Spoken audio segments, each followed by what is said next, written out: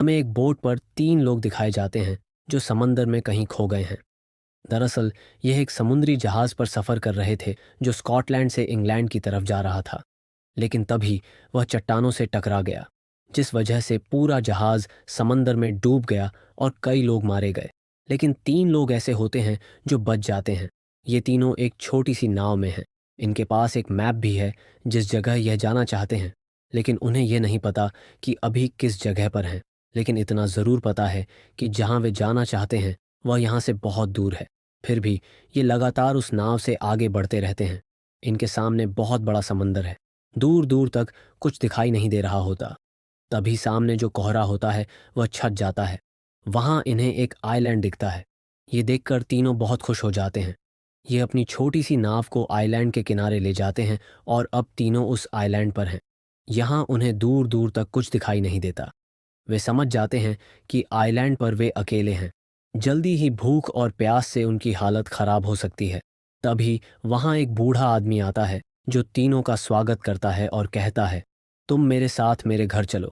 इसे देखकर तीनों बहुत खुश हो जाते हैं और उसके घर चले जाते हैं। वहां वह उन्हें खाने के लिए भोजन और पीने के लिए पानी देता है। इन तीनों में से एक का नाम फिंगल है, जो बूढ़े आदमी से बताता है कि उनका जहाज आपके घर से ज्यादा दूर नहीं था। तभी पानी में वह चट्टानों से टकरा गया और डूब गया। फिंगाल कहता है, मैं आपसे रिक्वेस्ट करता हूं कि आप यहाँ आसपास कहीं बड़ी आग जला दें, ताकि अगर हमारा कोई साथी बच भी गया हो तो वह भी इस आइलैंड पर आ जाए। बूढ़ा आदमी कहता है, ठीक है, मैं आग जला दूंगा, लेकिन फिलहाल तुम आराम करो। फिंगाल के कंधे में काफी चोट लगी थी जब उनका जहाज चट्टानों से टकराया था। ये बूढ़ा आदमी देख लेता है और कहता है, तुम मेरे साथ चलो, मैं तुम्हें डगलस के पास ले जाता हूँ। वह तुम्हारे जख्म पर मरहम पट्टी करेगा। अब तीनों उस आदमी के साथ डगलस के घर की ओर निकल पड़ते हैं। रास्ते में उन्हें एक लड़की दिखती है जिसका बिहेवियर बहुत अजीब होता है। वह अजीब तरह से व्यवहार कर रही होती है, लेकिन बूढ़ा आदमी उस लड़की को वहां से भगा देता है और तीनों डगलस के घर पहुंच जाते हैं। डगलस कहता है, तुम्हें टेंशन लेने की ज़रूरत नहीं है, जल्दी तुम्हारा जख्म भर जाएगा, तब तक तुम यहाँ आराम से रह सकते हो। तीनों ने पूरे आइलैंड पर लगभग 40 घर देखे हैं, लेकिन रहने वाले यहाँ सिर्फ 4 लोग हैं, जिनमें से एक वह बूढ़ा आदमी है, दूसरी उसकी बेटी, तीसरा डगलस और चौथी डगलस की भतीजी। तीनों को यह समझ नहीं आता कि बाकी लोग कहाँ चले गए, इसलिए वे डगलस से पूछते हैं। डगलस कहता है, कुछ साल पहले यह पूरा आइलैंड बंजर हो गया था। ये रहने लायक नहीं रहा, इसलिए बाकी सब आइलैंड छोड़कर कहीं और चले गए। हमने फैसला किया कि हम इसी आइलैंड पर रहेंगे। रात को जब तीनों सो रहे होते हैं, तभी फिंगाल के साथ ही जिम को अजीब अजीब आवाज़ें सुनाई देती हैं। वह इस बारे में अपने दोनों साथी फिंगल और फेरिस को बताता है। तीनों को शक होता है कि आइलैंड पर कुछ गड़बड़ है, क्योंकि यहाँ रहने वाली लड़कियों का बिहेवियर बहुत अलग है। वे एबनॉर्मल बिहेव करती हैं। इसलिए तीनों यह आइलैंड घूमकर इस बात का पता लगाना चाहते हैं, लेकिन डगलस उन्हें ऐसा करने से मना कर देता है। वह कहता है, ऐसा करने से तुम्हारी जान को खतरा हो सकता है। तुम्हें घर के अंदर ही रहना चाहिए, क्योंकि आइलैंड पर जल्दी अंधेरा हो जाता है। जो तुम सोच रहे हो, इस आइलैंड पर कुछ नहीं है, ये पूरी तरह से सामान्य है। फिर भी वे डगलस की बात नहीं मानते और घर से निकल जाते हैं। पूरे आइलैंड पर घूमने के बाद उन्हें एहसास होता है कि यह एक डेड आइलैंड है। यहाँ 4 लोगों के अलावा कोई भी जानवर नहीं है, यहाँ तक कि पक्षी भी नहीं। साथ ही ये आइलैंड नक्शे पर भी नहीं है, जो अजीब है, क्योंकि यह शहर से ज़्यादा दूर नहीं है। अब तीनों अलग अलग आइलैंड को देखने का फैसला करते हैं और अपने अपने रास्ते निकल जाते हैं। जल्दी ही अंधेरा हो जाता है। पहली बार शेयर खरीदते हैं तो क्या हो जाता है, जैसे डगलस ने कहा था। उसने यह भी कहा था कि रात को इस आइलैंड पर खतरा बढ़ जाता है, इसलिए फिंगाल और जिम जल्दी घर वापस आ जाते हैं। लेकिन उनका तीसरा साथी फेरिस अब तक घर वापस नहीं पहुंच पाता, क्योंकि अंधेरा हो चुका है और रात में उसे बहुत कम दिखाई देता है।